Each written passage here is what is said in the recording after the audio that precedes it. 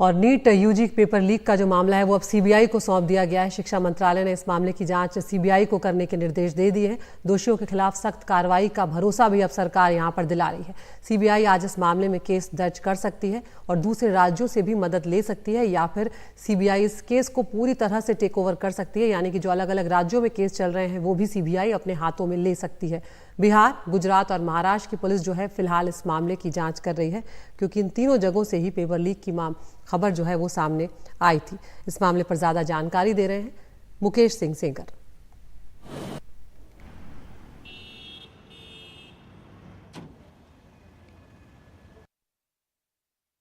NEET exam paper leak मामले में केंद्रीय जांच एजेंसी सीबीआई आज मामला दर्ज कर सकती है।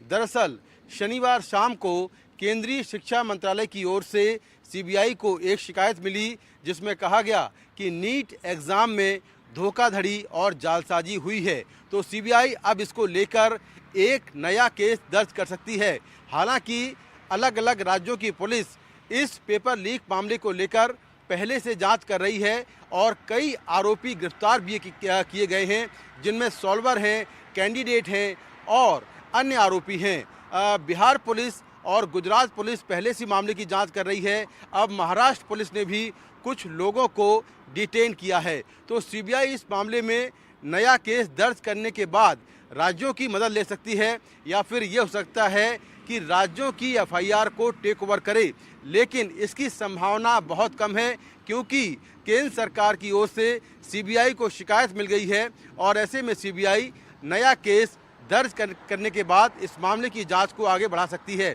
सीबीआई इस मामले में ये पता लगाएगी कि आखिर जो जहां से पेपर लीक किया गया उसका सोर्स क्या है, यानी कि जो पेपर लीक करने वाला है वो कौन है और किस तरह से पेपर को लीक किया गया, कितने में ये पेपर बेचा गया है। बिहार पुलिस की जांच में अब तक जो मेरठ जेल में बंद रवि अत्री है वो मास्टरमाइंड के तौर पर उसका नाम सामने आ रहा है और बिहार पुलिस ने शिंटू नाम के एक आरोपी को पकड़ा है। उसने कहा है कि उसने पेपर रवि अत्री गैंग से लिया है।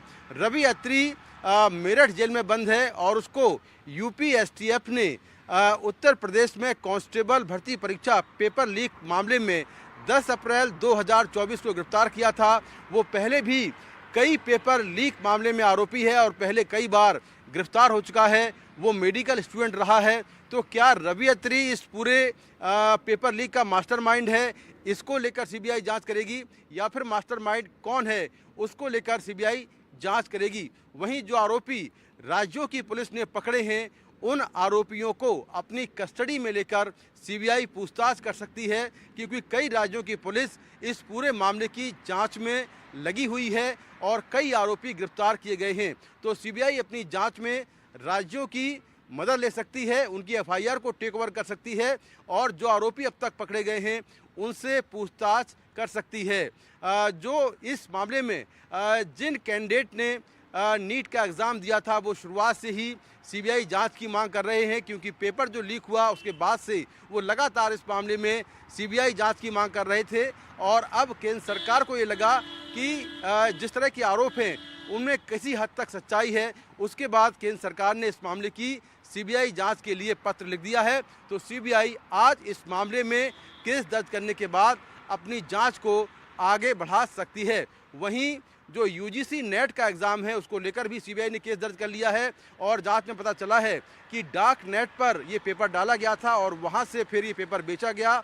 5 लाख रुपए में नेट का पेपर बेचा गया और उस केस की जांच भी सीबीआई कर रही है और यूपी से एक लड़के को डिटेन किया गया है। तो नेट और नीट ये दोनों मामले हैं जिसकी जांच अब सीबीआई के पास है। अब देखना होगा कि इस पूरे मामले में जो नीट का एग्ज़ाम है उसके जो पेपर लीक के तार हैं वो कहां तक जुड़ते हैं। नई दिल्ली से कैमरामैन सुधीश राम के साथ मैं मुकेश सिंह सेंगर, एनडीटीवी इंडिया।